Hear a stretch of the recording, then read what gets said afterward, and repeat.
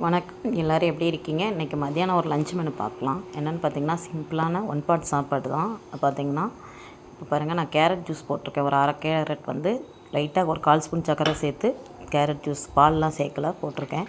இப்போ அதிலே பார்த்திங்கன்னா, நம்ம வந்து தைப்பூசத்துக்கு நம்ம வந்து நான்வெஜ் எடுத்துக்காமல் சும்மா வந்து விளக்கு பொருத்தி சாமி கும்பிட்டுக்கலாம் அப்படின்னு நினச்சிட்ருக்கிறேன். விரதம் மாதிரி, அதாவது நம்ம வந்து பிளேட்டில் தான் சாப்பிடுவோம், இருந்தாலும் நம்ம நான்வெஜ் மட்டும் ஒரு வாரத்துக்கு எடுக்காமல் இருந்துக்கலாம்னு.